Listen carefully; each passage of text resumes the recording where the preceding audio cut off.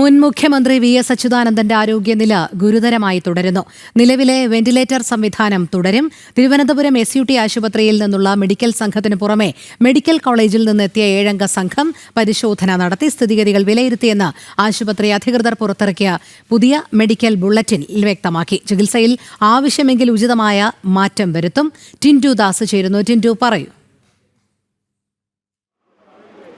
രോഹിണി, കഴിഞ്ഞ മണിക്കൂറിൽ പുറത്തിറങ്ങിയ മെഡിക്കൽ ബുള്ളറ്റിലാണ് വ്യക്തമായിട്ടുള്ള ഈ കാര്യം പറയുന്നത്. കണ്ടിന്യൂസ് റീനൽ റീപ്ലേസ്മെൻറ്റ് തെറാപ്പി, ഒരു കണ്ടിന്യൂസ് ആയിട്ടുള്ള ആക്യുറേറ്റ് ഒരു വൃക്ക ഫെയിലിയർ അല്ലെങ്കിൽ ഒരു കിഡ്നി ഫെയിലിയർ രോഗിക്ക് നൽകുന്ന ഒരു റീപ്ലേസ്മെൻറ്റ് കണ്ടിന്യൂസ് ഒരു ഡയാലിസിസ് പ്രോസസ്സാണ് ഇപ്പോൾ നടന്നുകൊണ്ടിരിക്കുന്നത്.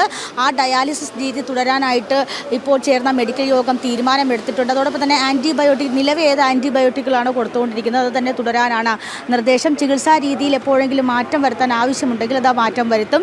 നിലവിൽ SUT ആശുപത്രിക്ക് മെഡിക്കൽ സംഘത്തിന് പുറമേ തന്നെ തിരുവനന്തപുരം മെഡിക്കൽ കോളേജ് ആശുപത്രിയിലെ 7-അംഗ വിദഗ്ധ സംഘം ഇവിടെ എത്തി സ്ഥിതിഗതികൾ വിലയിരുത്തിയിട്ടുണ്ട്.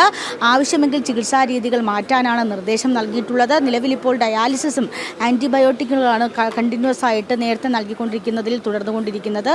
സീരിയസ് ആയിട്ടുള്ള കിഡ്നി ഇഞ്ചുറി ഉള്ളവർക്ക് നൽകുന്ന ഡയാലിസിസാണ് ഇപ്പോൾ നടത്തിക്കൊണ്ടിരിക്കുന്നതാണ് നമുക്ക് മനസ്സിലാക്കാൻ സാധിക്കുന്നത്. കഴിഞ്ഞ മണിക്കൂറുകളിലാണ് ഇതുമായി ബന്ധപ്പെട്ട മെഡിക്കൽ ബുള്ളറ്റിൻ പുറത്തു വരുന്നത്.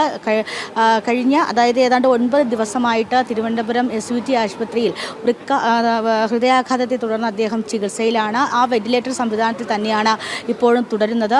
മരുന്നുകളോട് പ്രതികരിക്കുന്നുണ്ടെങ്കിലും നിലവിൽ വെന്റിലേറ്ററിൻ്റെ സഹായത്തോടു കൂടിയാണ് ജീവൻ നിലനിർത്തുന്നത്. രോഹിണി. ശരി ടിൻഡു, VSന്റെ നില ഗുരുതരമായി തന്നെ തുടരുകയാണ്. ടിൻഡു ദാസാണ് വിവരങ്ങൾ നൽകിയത്.